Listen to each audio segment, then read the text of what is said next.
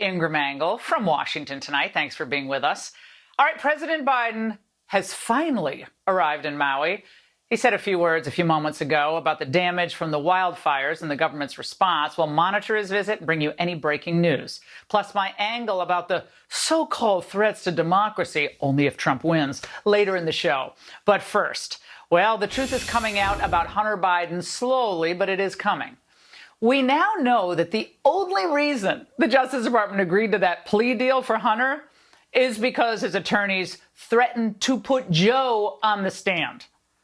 Now, I guess putting the squeeze on Chinese business execs isn't the only thing Hunter uses his dad for.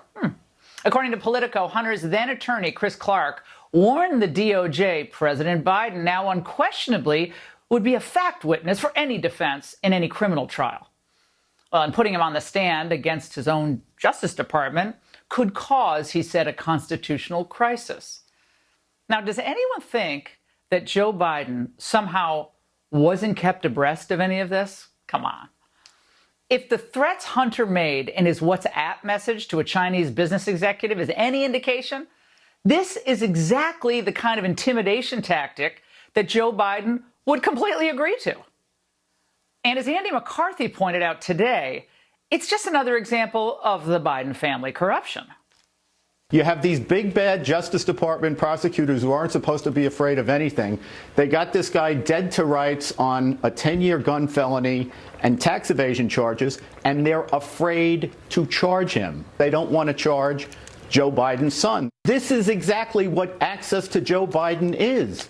This is why people were willing to pay millions of dollars to get it. That's what the scheme was. Everyone gets it, including Hunter's attorneys. Use the Biden name. Just make sure you're either protecting or enriching the family. They would have gotten away with all of this entire sweetheart plea deal, if it wasn't for those pesky whistleblowers. The New York Times reporting over the weekend that Weiss wasn't originally even going to require a guilty plea from Hunter on any of the charges. This is mind-boggling.